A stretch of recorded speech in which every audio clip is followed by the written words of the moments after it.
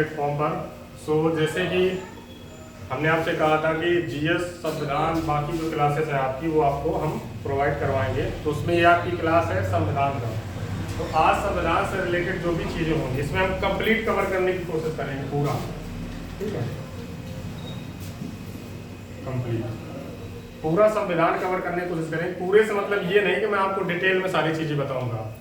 हमारे संविधान के भाग क्या क्या होते हैं, अनुसूचियाँ क्या क्या होती हैं, ठीक है, और संविधान की हिस्ट्री से रिलेटेड जो क्वेश्चन है, संविधान सभा के बारे में थोड़ी बहुत चीज़ें बता दूंगा, ठीक है, और इम्पोर्टेंट क्वेश्चन, क्योंकि अब क्वेश्चन आपका संविधान सभा से ज़्यादा नहीं बन के आता, क्योंकि उसमें लिमिटेड चीज़ें हैं। आर्टिकल से क्वेश्चन ज़्यादा बन के आता है। जैसे पिछली बार पैट के पेपर में पर्यावरण से संबंधित चीज़ आई थी कि ये बताएं कि राज्य सरकार पर्यावरण से संबंधित जो भी चीजें हैं उनको किस आर्टिकल के तहत ये संबंध है वो, या फिर उनको संविधान ये वाद करवाता है राज्य को कि आप पर्यावरण से रिलेटेड, पर्यावरण से संबंधित जो भी चीजें हैं उनका आप अपने राज्य में व्यवस्था करें या फिर पर्यावरण को बढ़ावा दें। जैसे कि किसी भी राज्य में 33% जो जगह है, 33% जो वृक्षों का वृक्षारोपण है या फिर जंगल है, ठीक है,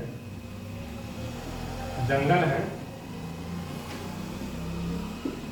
वो 33% होने चाहिए, ठीक है। तो इसी के तहत जिस आर्टिकल में इस चीज का वर्णन है वो आपका संविधान का भाग है, उसको कहते हैं डीपीएसपी, ठीक है, और इसी के अंतर्गत 48 का ये आर्टिकल है, ठीक है। तो ऐसे ही कुछ आर्टिकल्स हैं, मैं आपको इंपॉर्टेंट आर्टिकल बताता जाऊंगा, वो आप आर्टिकल अपने पेपर और कॉपी पेन लेके बैठे, इंपॉर्टेंट आर्टिकल, क्योंकि 395 आर्टिकल हैं, उनको आप याद सारे नहीं कर सकते हैं। एक वीडियो में मैं कोशिश करूंगा कवर करने की, ज़्यादा लंबा वीडियो भी ना हो, ज़्यादा से ज़्यादा 50-1 घंटे या फिर उससे 10-15 मिनट ज़्यादा, ठीक है। कोशिश करेंगे जल्द से जल्द पूरा हो जाए, ज़्यादा स्पीड में भी नहीं चलेंगे। और इससे संबंधित जो भी चीज़ें हैं वो आपकी हम आज इसी वीडियो में कवर कर लेंगे। तो वैसे आपसे जीएस का जो पोर्शन है यूपी पैट के एग्जाम में वो 40 नंबर का आपका पूछा जाएगा, ठीक है। इस 40 नंबर में आपका करंट अफेयर भी है, इकोनॉमी भी है, हिस्ट्री भी है, पॉलिटी भी है, ज्योग्राफी भी है, साइंस भी है, ठीक है। ये सारी चीज़ें आपकी पूछी जाएंगी, ठीक है। और इसमें 5-5 नंबर का रेशियो है सभी चीज़ों का। करंट अफेयर शायद 10 नंबर का है और बाकी सारी चीज़ें 5-5 नंबर की है, ठीक है। 10, 10, 20, 30, 35 5 नंबर का इसमें जो मिक्सचर है फैक्चुअल यूपी स्पेशल उससे पूछ लिया जाएगा, और वर्ल्ड जियोग्राफी, ये सारा मिला के पूरा जो है 40 नंबर का बनता है। तो इसमें ये मत चीजें बोले कि मैंने एग्जैक्ट यहाँ पे 5 नंबर लिखा तो 5 ही नंबर का आएगा, हो सकता है हिस्ट्री में तो ही 3 क्वेश्चन आए, क्योंकि उन्होंने सिर्फ ये बोला है कि इतना सिलेबस जीएस का है, उसमें ये नहीं बोला है कि किस टॉपिक से कितने क्वेश्चन हम वहाँ पे निकाल के दे सकते हैं, ठीक है। इन सब चीज़ों के बारे में नहीं बोला है। तो 40 नंबर का आपका पूछा जाएगा। संविधान से जो भी रिलेटेड आपके क्वेश्चन आएंगे इसी वीडियो से कवर हो जाएंगे। ऐसे ही मैं आपको हिस्ट्री का एक वीडियो दे दूंगा, वो भी लगभग 1 घंटे का होगा लगभग, उसमें हम मेन जो चीज़ें क्वेश्चन आपके बन सकते हैं हिस्ट्री के, ठीक है। मैंने एमसीक्यू करवाने की मैं सोच रहा था पहले, लेकिन एमसीक्यू इसलिए नहीं करवाऊंगा कि एमसीक्यू में हम लिमिटेड क्वेश्चन ही सॉल्व करते हैं, लिमिटेड क्वेश्चन सॉल्व करके निकल जाते हैं, ठीक है, उस चीज़ के बारे में। तो चलते हैं फिर हम संविधान की अपनी क्लास स्टार्ट करते हैं। कॉपी पेन लेके बैठे, ज़्यादा से ज़्यादा आपके 2 पेज में पूरा संविधान आज लिख जाएगा, ठीक है। तो इस चीज़ को ध्यान रखें, कॉपी पेन अपना लेके बैठे और चीज़ों को नोट करते जाए। वही 2 पेज आप रिवीजन करके जाए तो वहाँ से आपकी सारी चीज़ें, देखो एग्जाम में बहुत पास है तो पूरी चीज़ें आप भी कवर नहीं कर सकते हो, ल्यूसेंट लेके आप नहीं बैठ सकते हो मैं पूरा संविधान पढ़ूंगा, ऐसा बिल्कुल करना भी मत मेरे हिसाब से, ठीक है। मैं जैसे पिछली वीडियो में आपको बता चुका हूँ कि नया पढ़ने की कोशिश मत करें। तो जो बच्चे पहले से पढ़ चुके उनके लिए ये वीडियो बहुत ज़्यादा मोस्ट इंपॉर्टेंट है, बेनिफिट हो जाएगा, उनको बहुत लाभ मिलेगा, क्योंकि उनका एक क्विक थ्रू रिवीजन हो जाएगा। जो नए बच्चे हैं उनको भी बेनिफिट हो जाएगा, क्योंकि उनको एक छोटे से टाइम पीरियड 1 घंटे का वीडियो अगर 2 से 3 बार देख लेंगे तो उससे काफ़ी क्वेश्चन आपके कवर भी हो जाएंगे, ठीक है। तो ये चीज़ भी आप सोचें। और बाकी अगर आप चैनल पे नए हैं तो चैनल को सब्सक्राइब कर लें, और बाकी जो हमारे ऑफलाइन के बच्चे हैं वो कमेंट बॉक्स में कमेंट करके बताएं कि संविधान से रिलेटेड उनके कौन से डाउट्स हैं या कौन सी चीज़ें हैं। जब ये वीडियो प्रीमियर हो रहा होगा तो आपके कमेंट बॉक्स में आपका रिप्लाई दिया जाएगा, ठीक है। और बाकी कोई भी अगर आपका डाउट होता है तो कमेंट बॉक्स, जब वीडियो आपका खत्म हो जाता है, क्लास आपकी खत्म हो जाती है, तो कमेंट बॉक्स में कमेंट में अपना लिख दिया करें कि सर मुझे ये चीज़ समझ में नहीं आई, तो आपका तुरंत उस चीज़ का आपको रिप्लाई दे दिया जाएगा। कोई भी अगर अलग से समस्या है, ठीक है, और जो भी मैं यहाँ पे बताऊंगा उसके जो PDF है वो आपको वीडियो के लिंक के डिस्क्रिप्शन में मिल जाएंगे, जो नए बच्चे हैं। और अलग से आप PDF चाहते हैं तो हमारा चैनल है, ज्वाइन करें टेलीग्राम पे, 30 मंत्रा 2022। ठीक है, टेलीग्राम पे जब आप इसको सर्च करेंगे तो जो लोगो आपका येलो कलर का आपका दिख रहा है वो हमारे चैनल का वहाँ पे भी है, सेम चीज़ है। ठीक है, तो उसको वहाँ पे ज्वाइन कर लें तो जो भी सारी PDF आज की होंगी वो सारी PDF मैं वहाँ पे डलवा दूंगा। ठीक है, सारी चीज़ें हो जाएंगी। तो लेक्चर को ज़्यादा लंबा नहीं करते, बहुत सारा हमने समझा दिया है, ज़्यादा चीज़ें बोलने का कोई मतलब नहीं होता। सबको अपना अपना ज्ञान बहुत ज़्यादा है, हमें भी चीज़ पता है, आपको भी पता है। तो काम की बात करते हैं। तो पहले बात कर लेते थोड़ा बैकग्राउंड की। बैकग्राउंड के लिए क्या है कि संविधान है क्या। ठीक है, संविधान का मतलब होता है कोई भी एक ऐसा डॉक्यूमेंट जिससे किसी देश की व्यवस्था को चलाया जाता है। ठीक है, उसको संविधान कहते हैं, मोटी भाषा में यही परिभाषा होती है। ठीक है, a document that will help in running a country. ठीक है, ऐसा कोई अभिलेख, ऐसा कोई दस्तावेज जिससे किसी देश की व्यवस्था, उसके एडमिनिस्ट्रेशन, उसका प्रशासन व्यवस्था को चलाया जा सकता है, उसको हम संविधान कहते हैं। ठीक है, ये मोटी सी भाषा में पूछा जा सकता है, ऐसा क्वेश्चन आता है, इसलिए मैंने चीज लिख दी है। और जो बच्चे सोच रहे हैं कि मैंने क्या ही लिख दिया तो उसको दिल पे मत ले लें। ठीक है,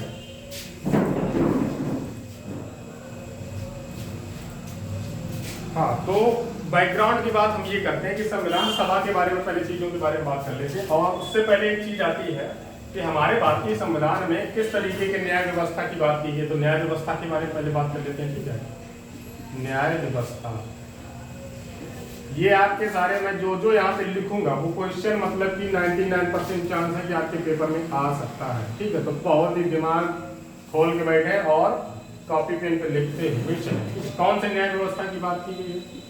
आर्थिक, सामाजिक,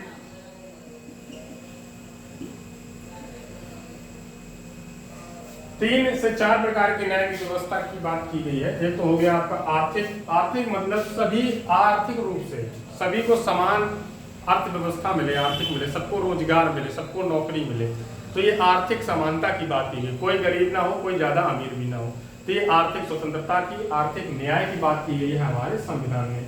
सामाजिक न्याय, किसी के साथ डिस्क्रिमिनेशन नहीं किया जाएगा, किसी के साथ भेदभाव नहीं किया जाएगा, उसके जाति, लिंग, धर्म, उसके किसी भी अन्य पर्सपेक्टिव, अन्य किसी पक्ष के हिसाब से ऐसी चीजें उसके लिए नहीं बोली जाएगी। ठीक है, तो यहाँ पे सामाजिक हो गया। इसके बाद आ जाता है आपका राजनैतिक, और फिर आ जाता है आपका शैक्षणिक। ठीक है, इन चार प्रकार के न्याय की बात संविधान में की गई है। शैक्षणिक आपका वैसे तो तीन मोटा मोटी जो इंपॉर्टेंट में आते हैं वो आपकी यही है, आर्थिक, सामाजिक, राजनीतिक। शैक्षणिक में भी आर्टिकल 21 जब बाद में जोड़ दिया गया कि शिक्षा का अधिकार अधिनियम है, सबको समान शिक्षा का अधिकार भी है, तो इसको भी हम न्याय की कैटेगरी में लेते हैं। ठीक है, तो ये चार चीजें हो गई। क्वेश्चन आपका एक कंप्लीट हो गया, ये चीज आपसे कभी भी पूछी जा सकती है। ठीक है, किसी भी क्वेश्चन में। तो कितने प्रकार की न्याय की बात की गई है? 4 प्रकार की।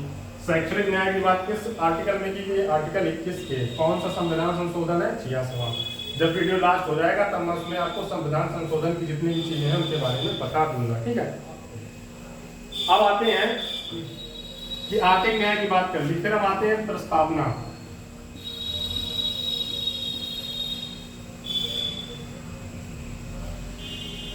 प्रस्तावना, प्रस्तावना, हम भारत के लोग, भारतवासी भारत को एक स्वतंत्र, संप्रभु एवं असहिष्णु राज्य बनाने, देश बनाने की, संघ बनाने की कोशिश करेंगे। ठीक है, ऐसा कुछ प्रस्तावना में लिखा हुआ है, ऐसा कुछ प्रस्तावना हमारी बोलती है। तो प्रस्तावना वास्तविक रूप से, प्रस्तावना जो वास्तविक रूप से है वो उद्देश्य प्रस्ताव था। उद्देश्य प्रस्ताव किसके द्वारा लाया गया था? एक क्वेश्चन ये भी बन रहा है।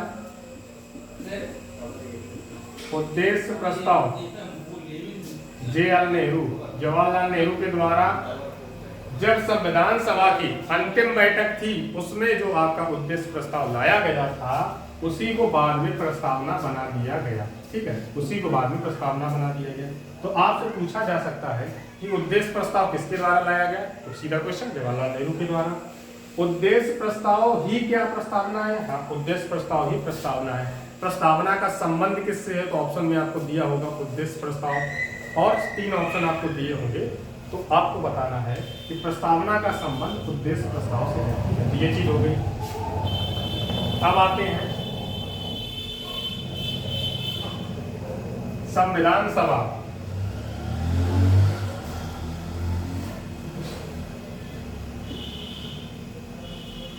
तो 9 दिसंबर 1947, ठीक है, 9 दिसंबर 1947 को संविधान सभा की प्रथम बैठक जो होती है उसके तहत संविधान की प्रक्रिया स्टार्ट हो जाती है। 11 दिसंबर को दूसरी बैठक होती है और इसी के हिसाब से पर्सपेक्टिव में 26 नवंबर 1949 को संविधान बनकर तैयार हो जाता है। 2 साल 11 माह 21 दिन। ये क्वेश्चन अब नहीं पूछा जाता है क्योंकि ये सबको पता है। मेरे हिसाब से लॉजिकली अगर ये क्वेश्चन भी किसी बच्चे को नहीं पता तो फिर वो तैयारी बेकार ही कर रहा है, कोई मतलब नहीं बनता इस बात का, ठीक है।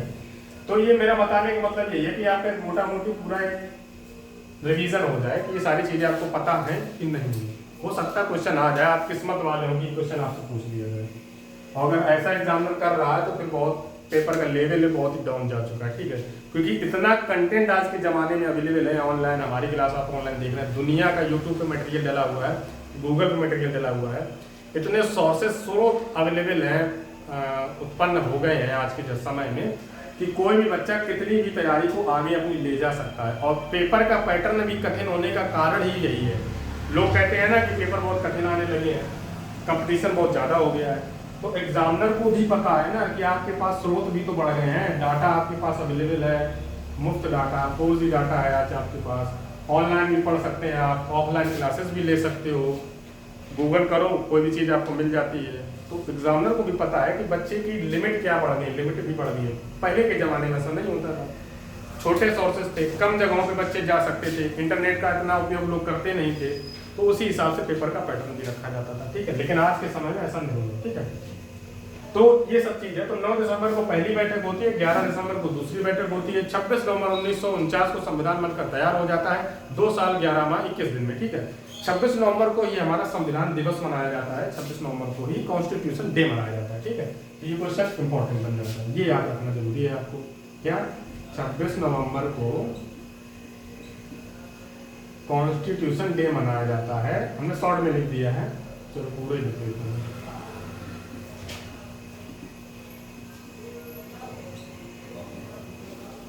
तो कॉन्स्टिट्यूशन डे आपका कब मनाया जाता है? 26 नवंबर, ठीक है।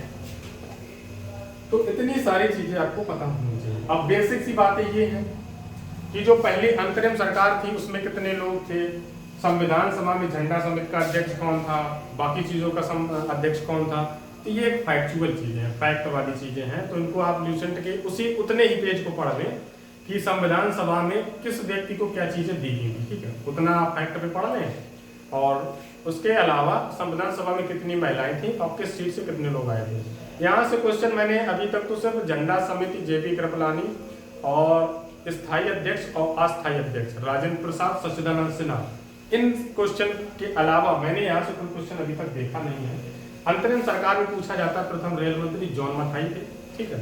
ये सब चीज तो ये थोड़ा फैक्ट की चीजें हैं और इनको मैं हो सकता हूँ जब मैं लास्ट क्लास लूंगा आपकी पेपर के 2 दिन पहले जो होगी 13 अक्टूबर को, तो वहाँ पे सारे मिक्स क्वेश्चन होंगे। मिक्स क्वेश्चन का मतलब हिस्ट्री के भी होंगे, ज्योग्राफी के भी होंगे, इकोनॉमी के होंगे, पॉलिटी के होंगे, सारे क्वेश्चन होंगे। तो मैं इन क्वेश्चंस को वहाँ पे ट्रांसफर करवा दूंगा, तो वहाँ से आपका डायरेक्ट रिवीजन हो जाएगा। आज की क्लास में मैं आपको संविधान के भाग, संविधान की अनुसूचियाँ और हमारे मुख्य अनुच्छेद क्या क्या हैं उनके बारे में बताना चाहता हूँ, ठीक है। क्योंकि उनको मैं अगर क्वेश्चन के थ्रू बताऊंगा तो उतना अच्छा निकल के सामने आ नहीं पाएगा जितना अच्छा से मैं यहाँ पे समझा सकता हूँ, और याद करने की ट्रिक्स भी आपको बता दूंगा, ठीक है। तो चलते हैं फिर स्टार्ट करते हैं कि संविधान का मोटा मोटी एक प्रारूप देख लेते हैं क्या है। पहले तो भाग, तो 22 भाग है, अनुच्छेद 395 है, अनुसूची 12 है, पहले 8 की, ठीक है। तो भाग आपसे पूछा जाए तो 22, अनुच्छेद 395, अनुसूचियां इस समय 12 है, वैसे पहले 8 अनुसूची थी, ठीक है। और इसके बाद हम सीधा चलते हैं कि हमारे संविधान के भाग कौन कौन से। बेटा 395 कंफ्यूज मत होना, क्योंकि 395 ही आंसर सही है। और जिस बच्चे को दिक्कत है तो वो इस नंबर पे हमें व्हाट्सएप करें।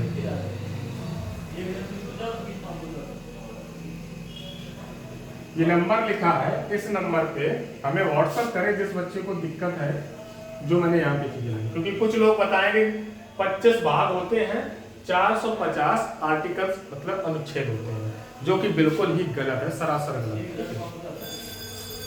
इसके बाद हमारे संविधान को बनाने के लिए जो विभिन्न जगहों से स्रोत के तौर पर हमने कुछ चीजों को लिया था, जैसे कि हम पढ़ाई जब करते हैं किसी भी चीज की, जैसे हमें पता नहीं होता, हाई स्कूल में जब हम पहली बार एग्जाम देने वाले होते हैं तो उस समय थोड़ा नॉइज का प्रॉब्लम होगा, तो उसको थोड़ा एडजस्ट कर लें, ठीक है। जो मैं बता रहा हूँ उन चीज़ों को ध्यान से सुनें। बोर्ड पे मैं लिख ही रहा हूँ, ठीक है। हो सकता है क्योंकि मैं यहाँ पे माइक का यूज़ हो नहीं रहा है, डायरेक्ट ही क्लास रिकॉर्ड हो रही है, और इको भी हो सकता है थोड़ा बहुत आ रहा हो, तो अभी के लिए थोड़ी बहुत चीज़ें एडजस्ट कर लें, बाकी इंप्रूवमेंट हो रहा है चीज़ों में, तो वो भी एडजस्ट कर लिया जाएगा, ठीक है। तो मैं ये बता रहा था कि जैसे कि हम हाई स्कूल करने वाले होते हैं तो हमें पता नहीं होता कि हमें क्या चीज़ कहाँ से पढ़ना है, क्या करना है, क्या नहीं करना है।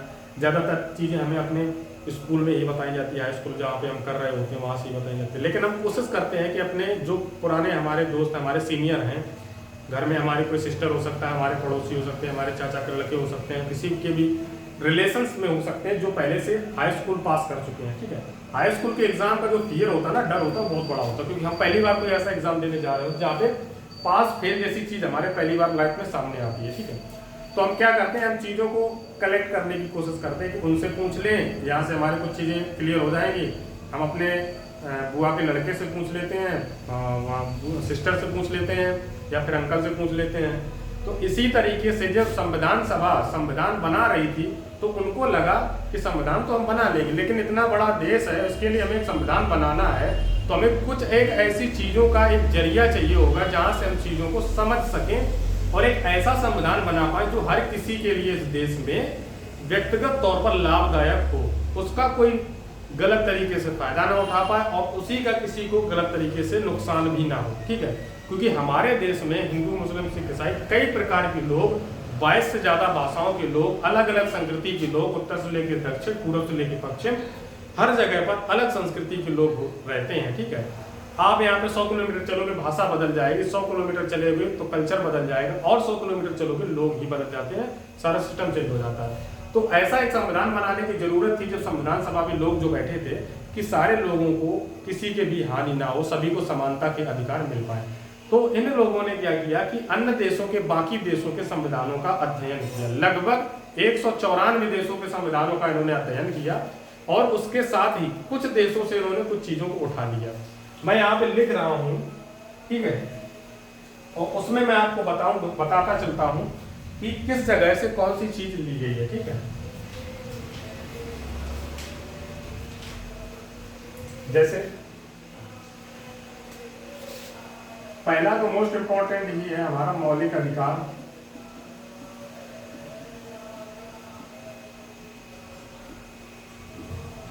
तो मौलिक अधिकार हमारा बेटा कहां से लिया गया है? अमेरिका से। दूसरा आता है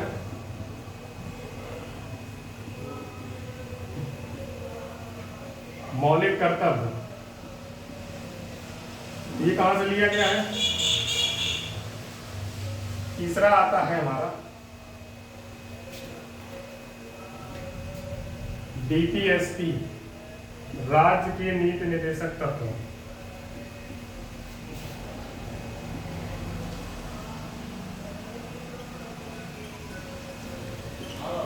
ठीक है। चौथे नंबर पे आता है नागरिकता, मैंने अभी नहीं लिखा है, भाग में बाद में बताऊंगा, पहले इनको कंप्लीट कर लेते हैं। पांचवें नंबर पे हमारा आता है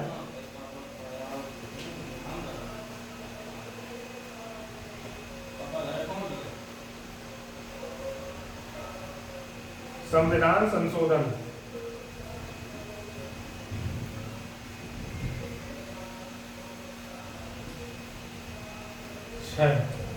ठीक है।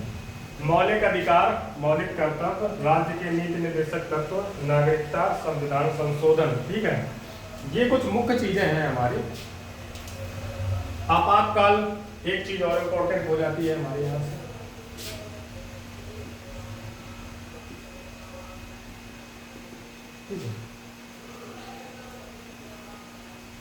राष्ट्रपति का निर्वाचन, प्रशासन व्यवस्था, नागरिकता, ये सारी चीजें हैं जो हमारे ब्रिटेन से ली गई हैं, ठीक है।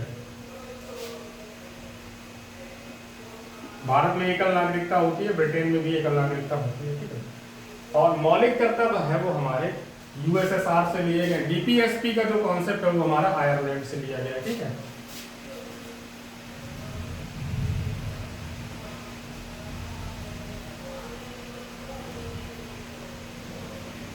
यूएसएसआर रूस। संविधान संशोधन जो है हमारा दक्षिण अफ्रीका से लिया गया। समवर्ती सूची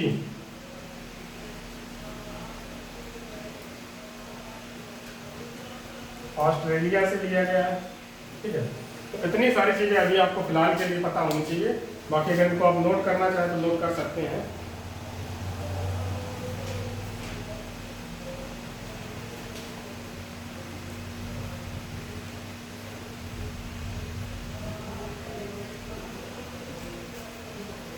जिन बच्चों को नोट करना है नोट कर ले। देखो मौलिक अधिकार, आपातकाल मैंने नहीं लिखा है, तो जर्मनी, ठीक है। मौलिक अधिकार यहाँ पे आ वर्ड आता है हमारा, आ से अमेरिका भी होता है, ठीक है। कर्तव्य रूस, डीपीएसपी आयरलैंड, नागरिकता ब्रिटेन, संविधान संशोधन दक्षिण अफ्रीका, समवर्ती सूची ऑस्ट्रेलिया, आपातकाल जर्मनी, ठीक है।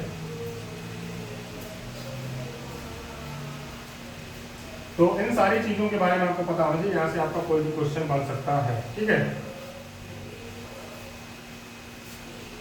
Just a second.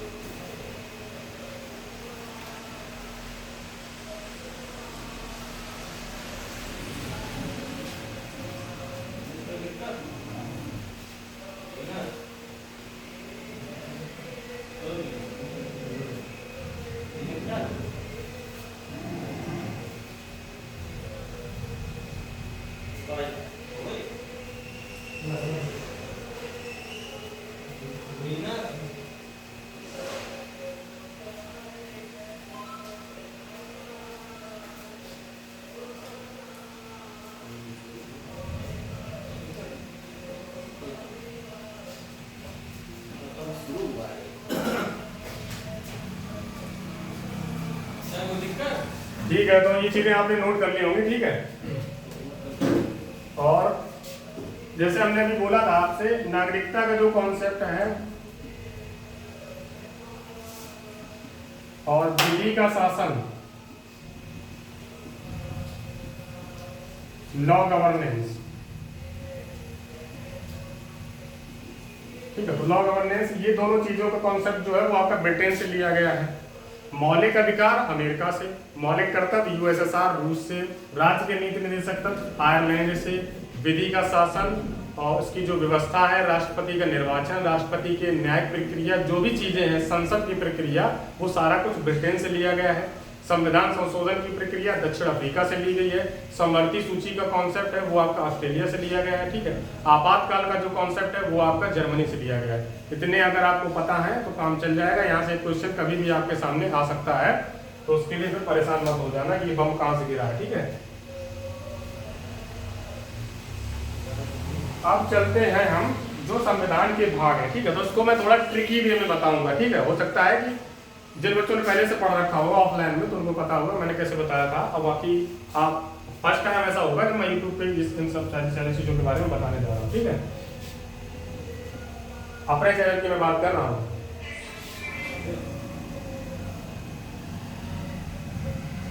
तो मैं ऐसा करता हूँ कि एक बार में मैं 5-5 लिखने की कोशिश करता हूँ, या फिर कोशिश कर रहे हैं कि सारे अगर लिख जाए तो काम बन जाएगा। यहाँ से लिखते हैं, ठीक है। पहला, संघ एवं राज्य। दूसरा, नागरिकता। तीसरा, मौलिक अधिकार, आज अगर याद नहीं हुई फिर कभी नहीं होगी। चौथा,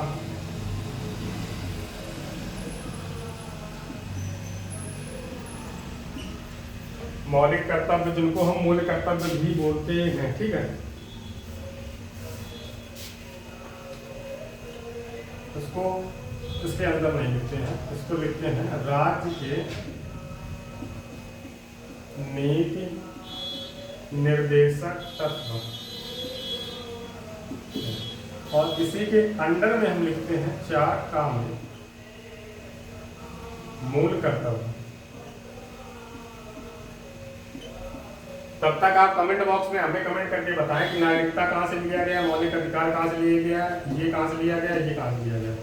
5 में फिर से हमारा आ जाता है संघ, 6 में हमारा फिर से आ जाता है राज्य, 7 है नहीं, 8 में आ जाता है संघ राज्य का क्षेत्र, ठीक है। 9 में आ जाता है पंचायत,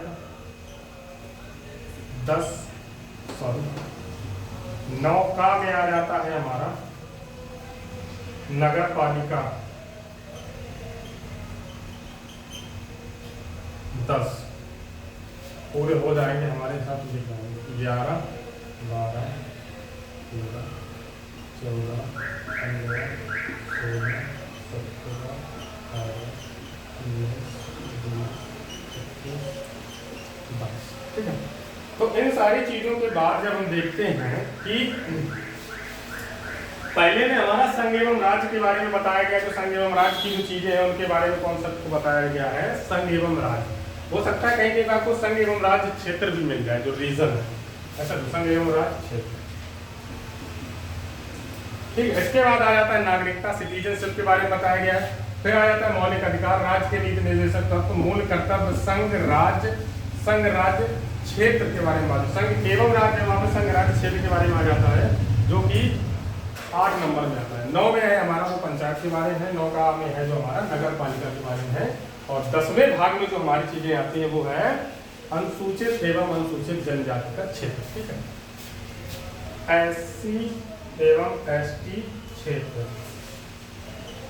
फिर इसके बाद 11 नंबर में हमारा जो आता है, 11 नंबर इंपॉर्टेंट आ जाता है आपका संघ और राज्य क्षेत्र के बीच संबंध, रिलेशनशिप की बात होगी। संघ एवं राज्य संबंध। 12 में है वित्तवाद एवं संप्रदाय।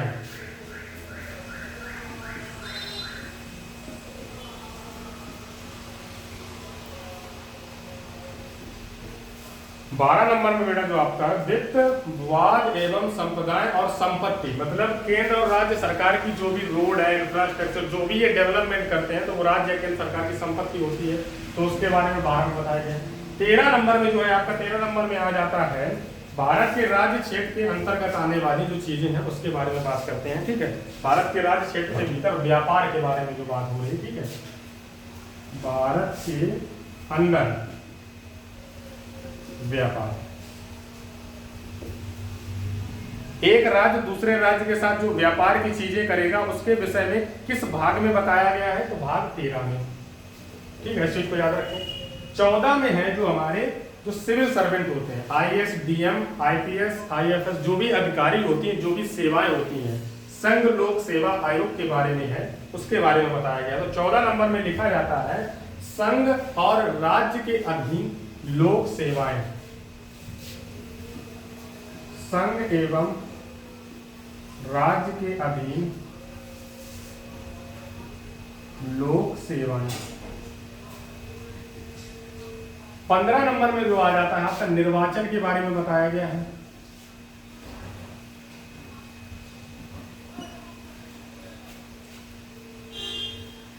तो मिटाई देते हैं, गलत गड़बड़ लिख गया है, कुछ आपको फिर समझने में दिक्कत हो जाएगी। 14 नंबर हो गया संघ एवं राज्य के अधीन लोक सेवाएं। 15 नंबर जो है हमारा निर्वाचन, फिर आता है 16, फिर आएगा 17 में आता है हमारा राजभाषा, 18 में आता है आपातकाल, 19 फिर 20 में आता है संविधान संशोधन,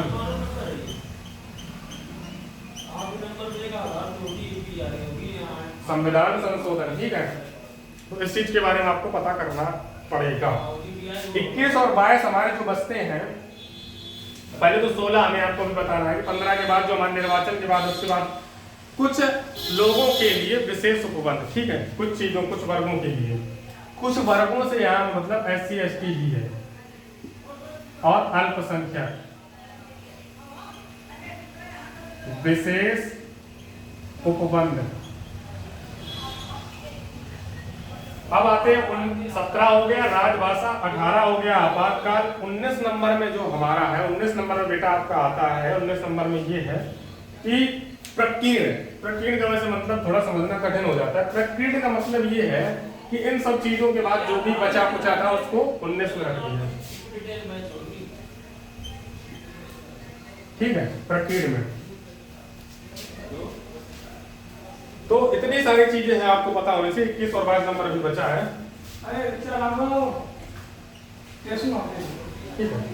अस्थायी संक्रमणकालीन उपबंध,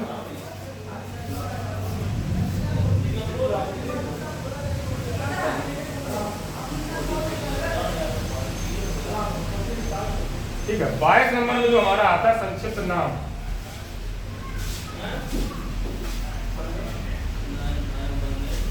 संक्षिप्त नाम, हिंदी में आप प्रकृत पाठ इतना ही रखो।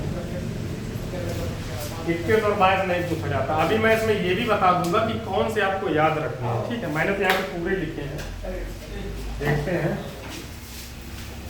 देखो, पहला तो आपको 1 number, 2 number, 3 number, 4 number, 5 number, 6 number, 9 number नौका, 11 number, 12 number, 14 number, 15 number, 16 number, 17 number, 18 number, 20 number.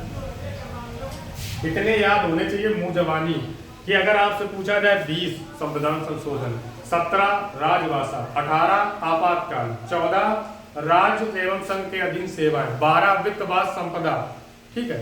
और इसके बाद अगर पूछ लीजिए 9 पंचायत, 9 का नगर पालिका, 5 संघ, 6 राज्य, 7 है नहीं, ठीक है, 8 संघ राज के क्षेत्र, ठीक है, 11 में संघ राज के संबंध, ठीक है, 1 में जो हमारा है संघ एवं राज्य का जो क्षेत्र है, रीजन, ठीक है। उसके बाद दूसरा नागरिकता, तीसरा मौलिक अधिकार, फिर है आपका राज्य के नीति निर्देशक, उसी के अंदर क्या आता है मौलिक कर्तव्य, फिर आता है 5 में संघ, उसके बाद राज्य, 7वां है नहीं, 8वें में क्या आता है हमारा संघ राज्य का क्षेत्र, 9वें में क्या आता है पंचायत, 9 में क्या आता है नगर पालिका, 10 में क्या आता है SC ST अनुसूचित जाति का क्षेत्र जो है वो, ठीक है, वो चीजें आती हैं।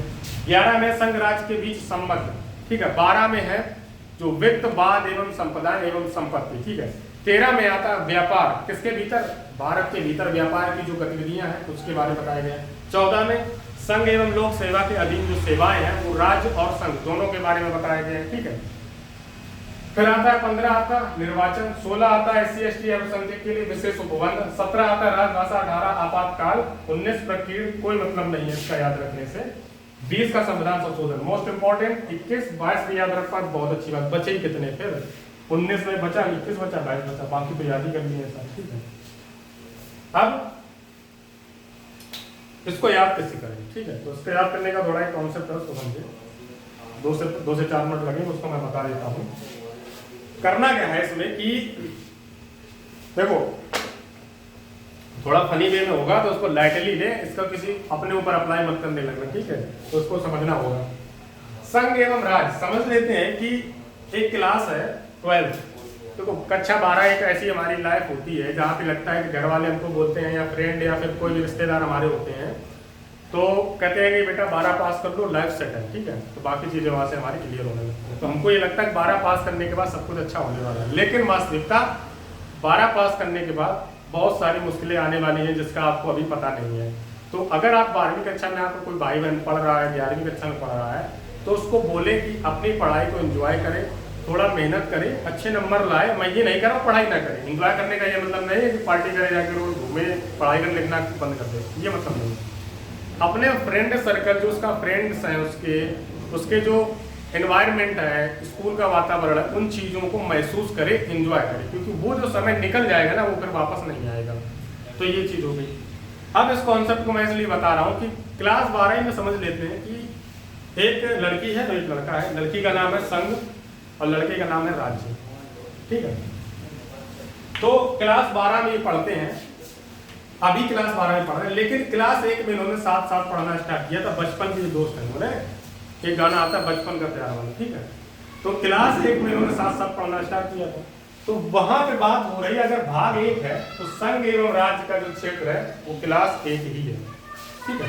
तो भाग 1 क्लास 1 संघ एवं राज्य। संघ क्या है? लड़की का नाम है, राज्य क्या है? लड़के का नाम है। अब हुआ क्या कि इनको अपने क्लास में इनसे पूछा, इनके टीचर ने एक दिन क्लास में 5 में बैठे थे, ये क्लास 1 की बात है। तो इनकी आइडेंटिटी के बारे में पूछा गया, इनके नागरिकता के बारे में पूछा गया कि बताएं आप कहाँ के रहने वाले हैं। दोनों लोग क्लास में आते हो, बहुत बातें करते हो आके। जब बच्चे थे इनको कुछ पता नहीं था, तो इनसे टीचर ने कहा बहुत बातें करते हो, बताओ कहाँ से आते हो पढ़ने। तो कहाँ से आते हो पढ़ने, तो इनको नागरिकता के बारे में बताना पड़ा। तो उन्होंने कहा सर हम भारत के लोग हैं, भारत के रहने वाले हैं और हम यहाँ से अपने पड़ोस से गाँव से पढ़ने आते हैं, ठीक है। तो जब दूसरा यहाँ पे बात हुई तो नागरिकता के बारे में बात हो रही थी, ठीक है। दूसरे जब टीचर ने इनसे सवाल किया तो वहाँ पे नागरिकता, किसकी नागरिकता के बारे में? संघ एवं राज्य की नागरिकता। तो क्लास 1 में जो संघ एवं राज्य पढ़ रहे थे उनका दूसरा जो मुद्दा बना वो मुद्दा बनता है यहाँ पे नागरिकता के बारे में, ठीक है। तो नंबर 2 जो हमारा है वो नागरिकता। तीसरी क्लास में जब ये पहुंचते हैं तो इनको अपने अधिकारों के बारे में पता चलती है, ठीक है। पहली क्लास में जब थे साथ साथ पढ़ रहे थे, कोई दिक्कत नहीं थी, किसी को कोई फर्क नहीं पड़ रहा था। क्लास 2 में जब पहुंचे, कक्षा 2 में पहुंचे ये, तो यहाँ पे नागरिकता के बारे में इनकी बात हुई। टीचर ने इनको छेड़ दिया है, फिर टीचर ने इनको टोक दिया कि बताएं आपकी नागरिकता क्या, आप आते हैं पढ़ने, क्लास में बातें करते रहते हैं, ठीक है। क्लास तीसरे में जब ये पहुंचे तो इनको अपने अधिकारों के बारे में पता चला। छोटे छोटे बच्चे क्लास में, सर कि हमारे भी अधिकार है, कुछ आप हमें ऐसे डांट नहीं सकते हो, ठीक है। लड़की जो है वो बोल रही है सर आप हमें ऐसे डांट नहीं सकते हो, ये हमारा मौलिक अधिकार है, मैं किसी भी बच्चे से क्लास में बात कर सकती हूँ और किसी से भी कोई सवाल पूछ सकती हूँ। तो वहाँ पे वो अपने मौलिक अधिकार की बात कर रही थी और लड़के ने भी यही बोला कि लड़के क्या नाम था? राज्य ने भी यही बोला कि सर हमारा ये अधिकार है। तो क्लास 3 में उनको अपने अधिकारों के बारे में पता चलता है, ठीक है। क्लास 4 में जब ये पहुंचते हैं, कक्षा 4 में जब ये दोनों पहुंचे संघ एवं राज्य, तो राज्य के जो नीति निर्देशक तत्व हैं इनको पता चला कि जो नीतियां हैं, इनके घर की जो नीतियां हैं वो ठीक नहीं है इनके प्रति, ठीक है। क्योंकि पड़ोसी हैं, एक दूसरे के रहने वाले, पास के रहने वाले हैं, घर वाले नहीं चाहते हैं कि दोनों साथ में पढ़ने जाते हैं, काफ़ी लोग बातें कर रहे हैं, तरह तरह की बातें हो रही हैं, तो घर वालों को नहीं पसंद है। तो राज्य के नीति निर्देशक तत्वों के तहत क्लास 4 में इनको पता चलता है। फिर इनको मूल कर्तव्य के बारे में पता चलता है कि हमारे कर्तव्य भी कुछ बनते हैं कि हम अपने माँ बाप को बताएं कि ऐसा कुछ नहीं है, हम दोस्त हैं, सिर्फ हमारे अच्छा मतलब पढ़ाई लिखाई के विषय में हम बात करते हैं, बाकी चीज़ों से कोई मतलब नहीं, लोग कहते कहने दो। तो वहाँ पे कर्तव्य इनका भी बनता है कि अपने माँ बाप को समझाएं, ठीक है।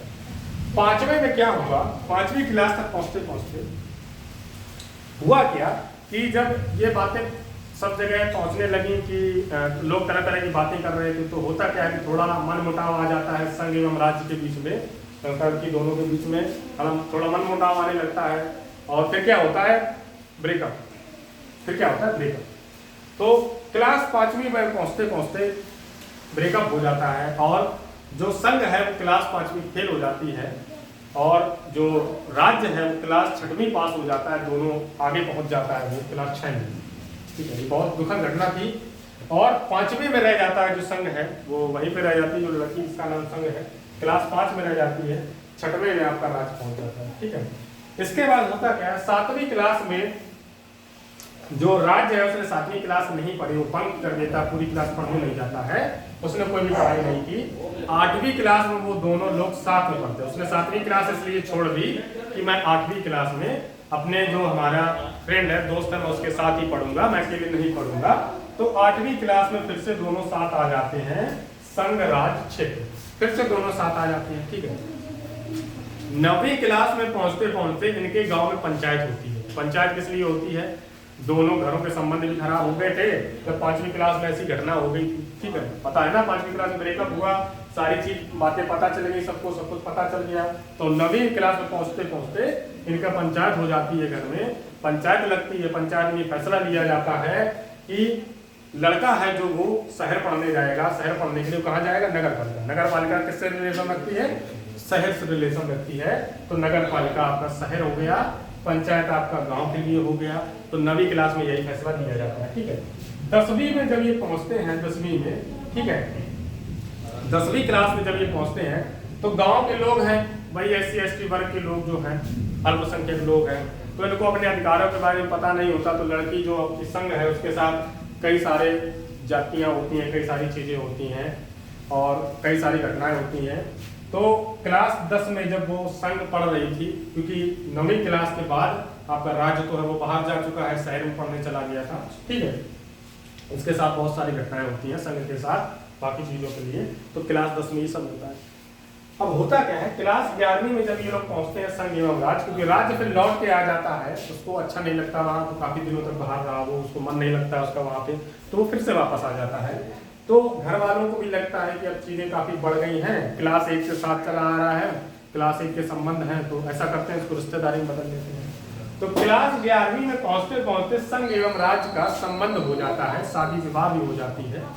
तो संघ एवं राज्य के जो संबंध के बारे में चीज़ें हैं वो भाग 11 में है, ठीक है। फिर बात आती है कि जब शादी हो जाएगी तो पैसे की भी तो जरूरत चल पड़ेगी, पैसे की भी जरूरत पड़ेगी घर चलाने के लिए। तो बात होती है फिर क्लास 12 में वित्तवाद एवं संपदाएं, फाइनेंस, पैसे के बारे में बात चलती है। भाग 12 में पैसे के बारे में, चीजों के बारे में बात चलती है, ठीक है। क्योंकि संघ लड़का है जो लड़की है, राज्य जो लड़का है, राज्य जो लड़का है, ठीक है, दोनों को पैसे की जरूरत पड़ेगी अपना घर चलाने के लिए। तो क्या होता है, पैसे को कमाने के लिए भाग 12 की जरूरत पड़ती है, ठीक है।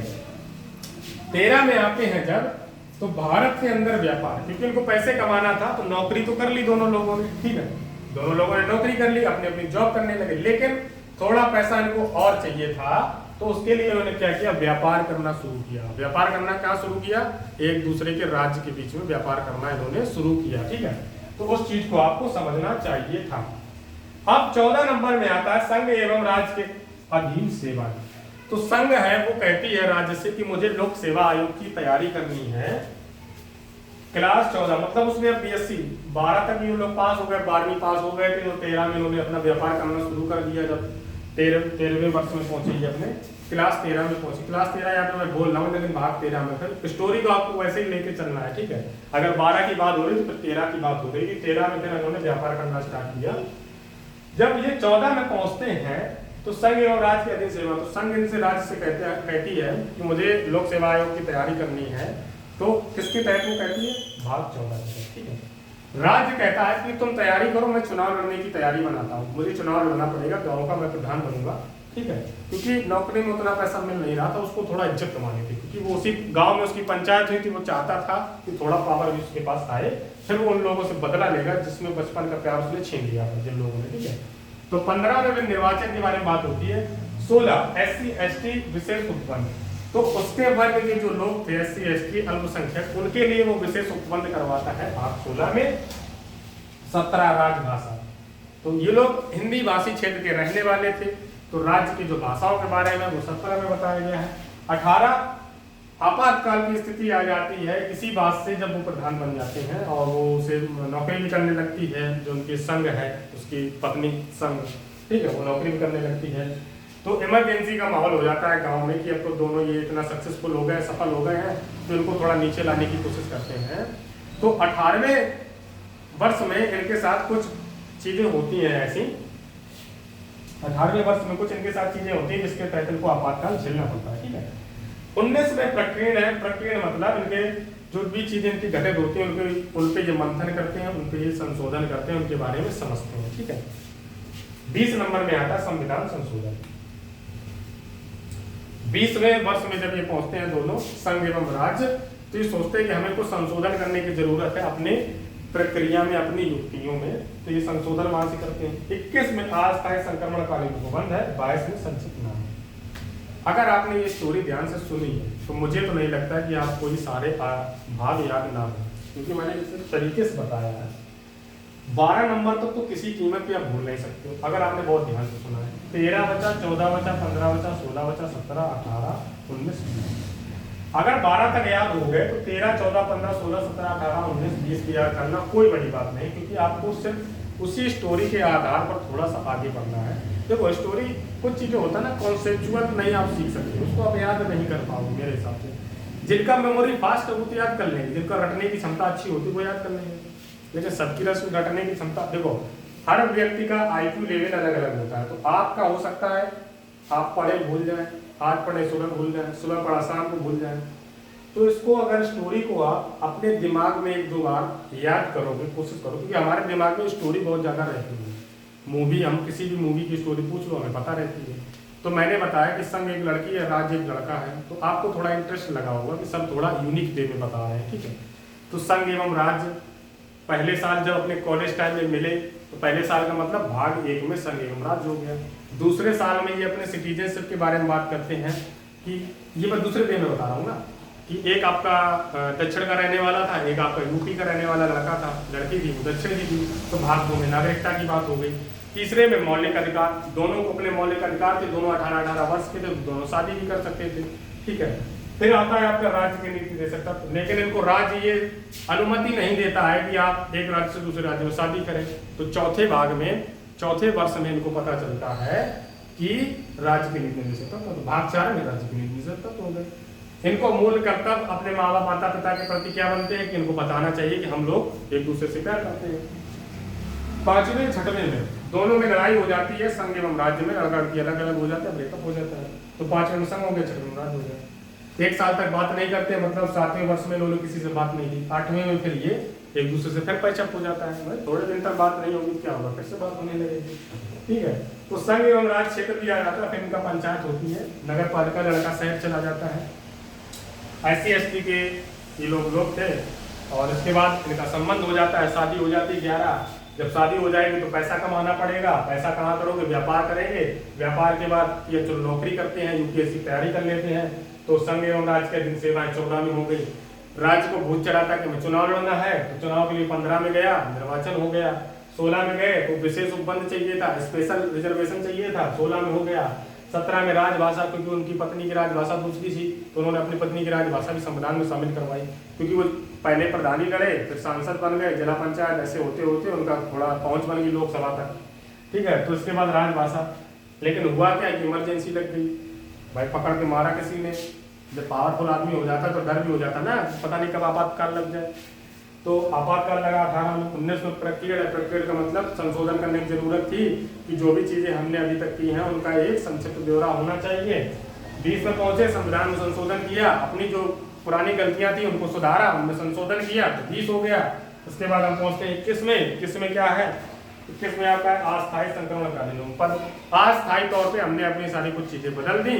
22 में पहुंचते हैं तो संक्षिप्त नाम बेटा, इससे अच्छा तरीका याद करने का नहीं है, अगर आप डायरेक्ट याद कर सकते हैं तो बहुत अच्छी बात है, ठीक है। बाकी वीडियो को दोबारा रिवर्स कर लें, फिर से याद हो जाएगा। अब हम चलते हैं थोड़ा जो हमारे इम्पोर्टेंट अनुच्छेद हैं उनके बारे में मैं एक एक करके लिखता जाऊंगा और थोड़ा स्पीड में भी लिखूंगा, क्योंकि इसको बताने में थोड़ा काफी टाइम गया होगा मुझे पता है। लेकिन ये अगर आपको अगर ये याद हो गए तो आपका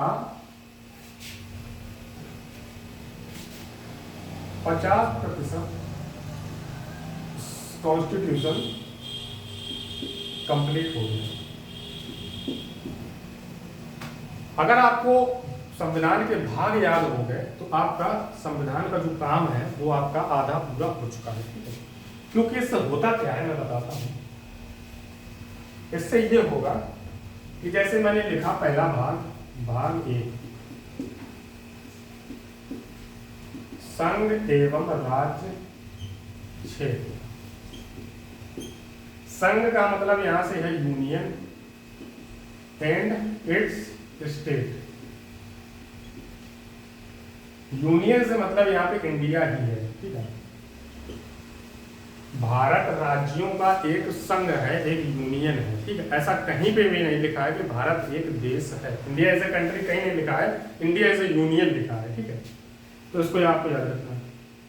तो ये चीज होगी, ठीक है। अब जब मैंने आपसे बोला कि भाग 1 में संघ एवं राज्य क्षेत्र है, तो इसके अंदर कितने अनुच्छेद आते हैं, 1 से 4,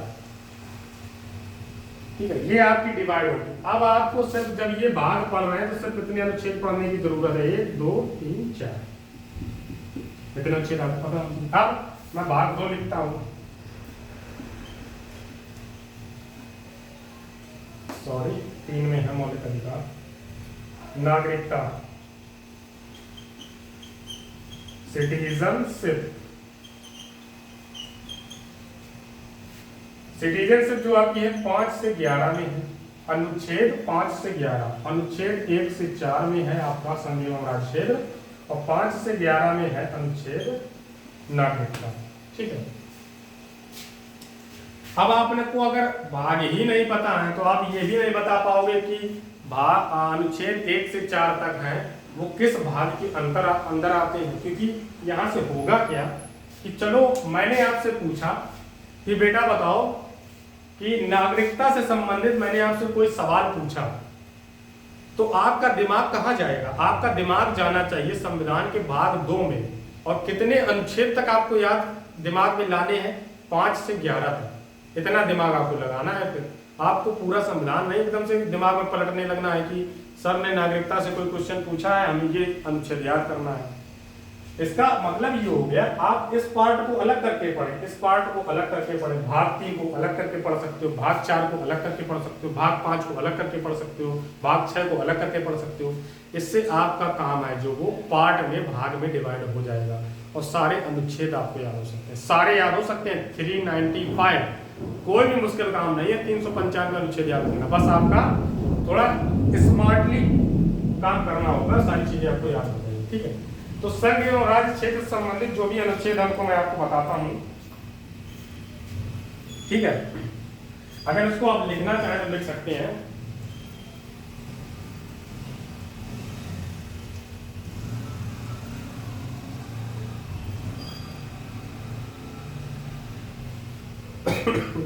सॉरी। तो संघ एवं राज्य क्षेत्र में 1 से 4 आपके अनुच्छेद आते हैं। अनुच्छेद 1 में बोला गया है संघ का नाम और राज्य क्षेत्र।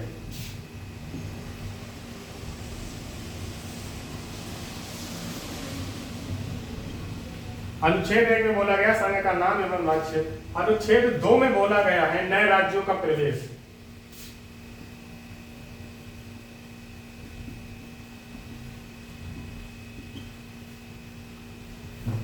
और इसके बाद आता है राज्य का निर्माण।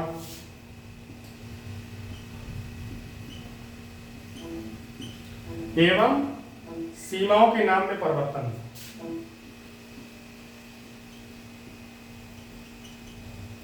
देखो राइटिंग पे मत ध्यान दे ज्यादा, क्योंकि मैं थोड़ा तेज लिखूं, क्योंकि तेज तेज मुझे आपको बताना भी है। चौथे में आता है बेटा पहली अनुसूची, अनुसूचित व चौथी अनुसूची के संशोधन के तहत 2 और 3 के अधीन बनाई गई विधियां।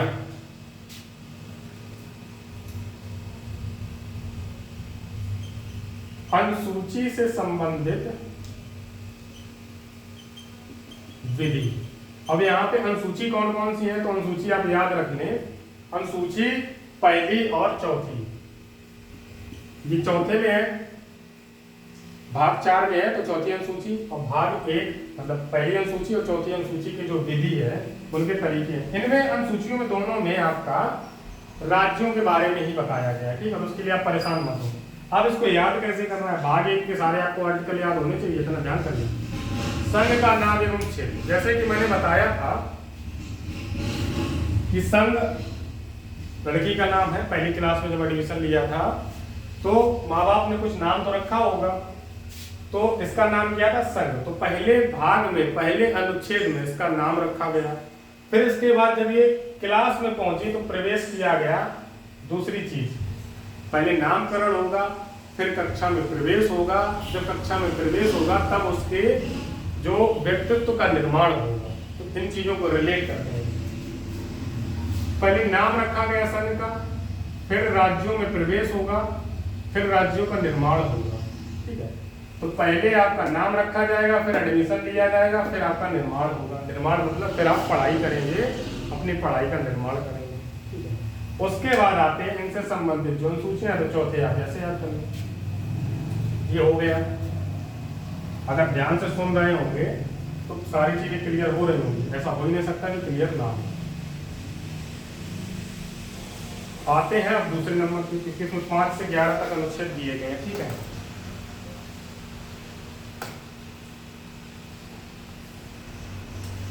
भाग 2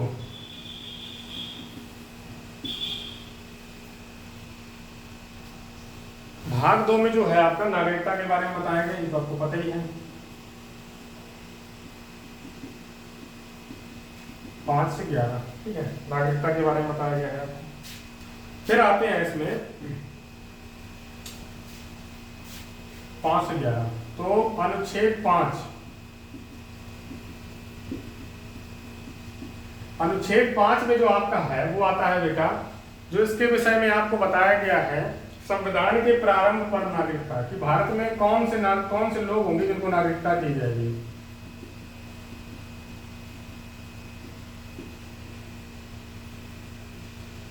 सीधी सी बात है, अगर आपसे पूछा जाए कि नागरिकता का संबंध किस अनुच्छेद से है, तो अनुच्छेद 5 से, ठीक है, कितना याद है, ये हो गया।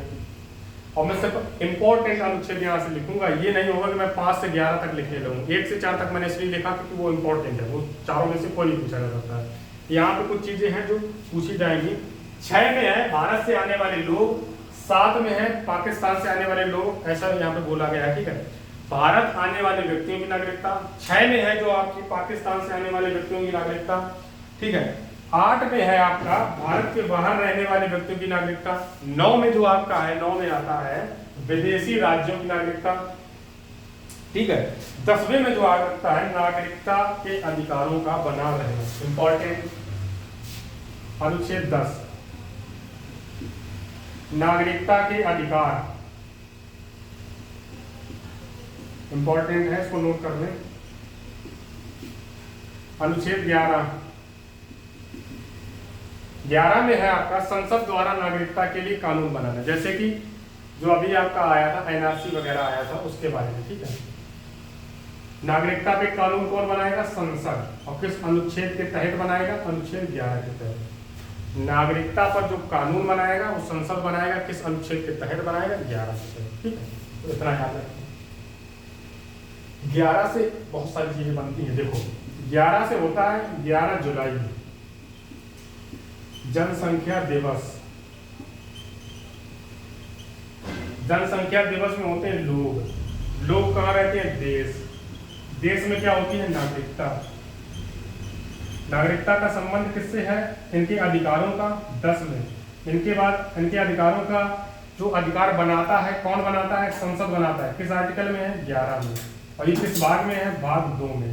और नागरिकता ली कहाँ से गई है? ब्रिटेन से, ठीक है। तो ऐसे करके आपको चीजें याद करनी होंगी, बहुत सारी चीजें कनेक्ट करके आप याद कर सकते हैं। बाकी ये मैं सारी चीजें ऑफलाइन क्लासेस में शेयर करता हूँ चैनल पे, कोशिश करता हूँ कम से कम में काम चल जाए। उसका कारण ये होता है कि काफ़ी सारे ऐसे वैल्यू एडेड चैनल हैं जो अपने वैल्यू का ऐड करना चाहते हैं। वैल्यू एड करने का मतलब है कि सब अपना ब्रांड बनाना चाहते हैं, उस चीज़ को ब्रांडेड करना चाहते हैं कि एज अ इनकम के तौर पे, ठीक है। बट एज ए एजुकेशन के तौर पे आप देखें तो आपका इंपॉर्टेंस है कि आप अगर किसी भी ऑनलाइन क्लास को देख रहे हैं तो आपका वहाँ से कितना फ़ायदा हो रहा है। एक तो वहाँ पे अपना डाटा खर्च कर रहे हैं, अपना टाइम भी दे रहे हैं, ठीक है, अपने आँखों को भी तकलीफ दे रहे हैं, दे तो रहे हैं ना। और आपको वहाँ पे 1 घंटे में 10 क्वेश्चन बताए जा रहे हैं, तो कोई उस चीज़ का मतलब नहीं बनता। 1 घंटे में आप अगर खुद से पढ़ेंगे तो मुझे लगता है कि 100 क्वेश्चन तो पढ़ ही लेंगे। मेरा एवरेज स्पीड इतना ही है कि मैं 1 घंटे में 100 क्वेश्चन पढ़ सकता हूँ, ठीक है। आपका जो भी हो, तो ये देखिए कि आपका बेनिफिशियल काम से कहाँ निकल रहा है, ठीक है। जैसे कि यहाँ से हमने काफ़ी चीज़ें अभी कवर कर ली हैं, भाग 5 तक पहुँचे। अब आते हैं मौलिक अधिकार के बारे में, ठीक है। भाग 3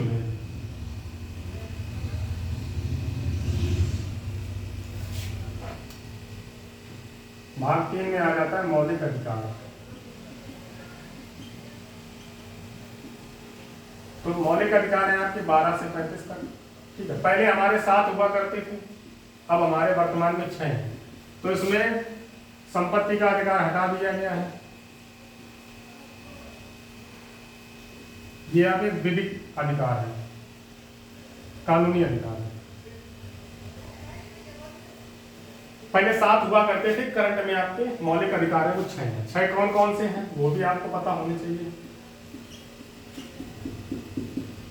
पहला जो है आपका वो है विधि के समक्ष समता, ठीक है। पहला जो आपका है वो बेटा आपका है समानता का अधिकार।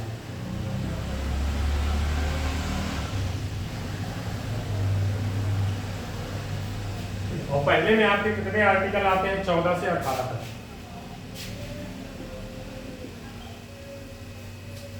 आर्टिकल 12 और आर्टिकल 13। 12 में आपसे बोला जाता है कि राज्य की परिभाषा दी गई है, राज्य को क्या करना है। 13 में आपसे बोला गया मूल अधिकारों का हनन नहीं होना चाहिए, मूल अधिकारों को असंगत या अल्पीकरण नहीं किया जा सकता है, उनका हनन नहीं किया जा सकता है। और उसी चीज के बारे में बोला गया राज्य की परिभाषा में, उसी को एलेबोरेट मतलब व्याख्या उसकी की गई 13 में बोला गया है। 12 में तो उसी राज्य की परिभाषा में ये बोला गया है कि किसी भी राज्य को किसी भी व्यक्ति के मूल अधिकारों का हनन नहीं करना है, उनको अल्पीकरण नहीं करना है, उनको अलग अलग नहीं कर सकते हो आप किसी भी व्यक्ति के जो मूल अधिकार हैं। तो 12 और 13 ये हो गए। अब आते हैं हम मूल अधिकार, जो पहला नंबर हो गया समानता। दूसरा आता है हमारा जो बेटा वो है आपका, दूसरे में आता है वाक की स्वतंत्रता।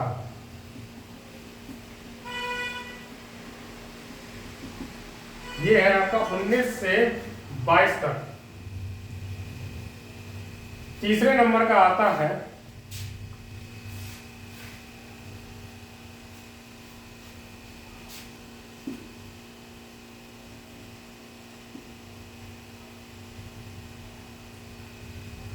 आर्थिक स्वतंत्रता।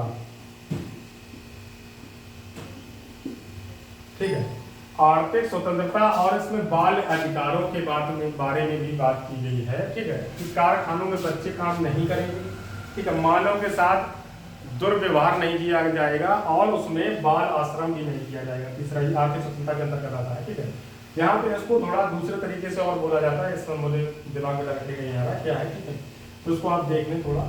इसमें आपके 23 और 24 आर्टिकल हैं। 23 में आपका बोला गया है मानव के साथ दुर्व्यवहार नहीं करना है। 24 में बोला गया है कारखानों में बच्चों से काम नहीं करवाना है। आर्टिकल दोनों मुझे एग्जैक्ट पता है क्या है, लेकिन तीसरे में ये हेडिंग नहीं मुझे याद आ रही क्या है। यहाँ पे आर्थिक स्वतंत्रता ही है, इसको आर्थिक स्वतंत्रता ही बोलते हैं मेरे वे में, क्योंकि मैं ऐसा नहीं है कि जो वहां पे किताब में लिखा मैं उसी तरीके से याद करूँ।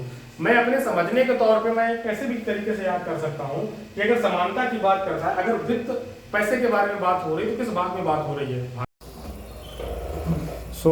जैसा कि वीडियो आप जब देख रहे होंगे तो इसमें अभी क्या हुआ है कि क्लास थोड़ा हो सकता है टेक्निकल इश्यूज़ की वजह से वो पूरा रिकॉर्ड नहीं हो पाया। ठीक है, मैंने भाग 3 भाग 4 दोनों पढ़ा दिए, लेकिन वो रिकॉर्ड नहीं हो पाया। ठीक है, और वीडियो अपलोड करना था, जिसकी वजह से इस क्लास को मैंने वहीं पर रोक दिया और वीडियो जैसा था वैसे ही अपलोड कर दिया, उसको एडिट भी नहीं किया। तो भाग 3 से हम अगले वीडियो में ही करेंगे। ठीक है, जैसा कि मैंने वीडियो क्लास में बताया तो था, लेकिन जब वो रिकॉर्ड ही नहीं हुआ तो वो आपको समझ में भी नहीं आया होगा। आपको ऐसा लग रहा होगा क्लास एकदम से कट हो गई है, वो आगे फिर क्यों नहीं चल रही। ठीक है, तो उससे परेशान मत हो। भाग 2 तक हमने कंप्लीट कर लिया। भाग 3, 4, 5 आपका 9, 12, 15, 17, 18, 20। ठीक है, ये हम कल की वीडियो में करवा देंगे, वो जल्दी हो जाएगा, उसमें ज़्यादा नहीं बचेगा। बाकी जो मेन चीज़ें थी वो तो मैंने इस वीडियो में काफ़ी अच्छे से एक्सप्लेन कर दिया था। ठीक है, तो मिलते हैं फिर आपसे इसी क्लास में कल 9:15 पे। ठीक है, और मैंने उस वीडियो में ये भी बताया कि कल आपका हिंदी की भी क्लास होगी, वो आपकी 7 बजे होगी। ठीक है, उसके बाद अगले दिन से जो है आपके जीएस की क्लासेस जो मिक्स सीरीज है वो अलग से स्टार्ट होगी। ठीक है, तो ऐसे ही हंसते रहें, मुस्कुराते रहें और टीच मंत्रा फैमिली के साथ जुड़े रहें। ठीक है, और बाकी हमारी टेक्निकल टीम बहुत ही वाहियात है, कुछ भी छेड़खानी करती रहती है। ठीक है, तो इसके लिए आप परेशान मत हो।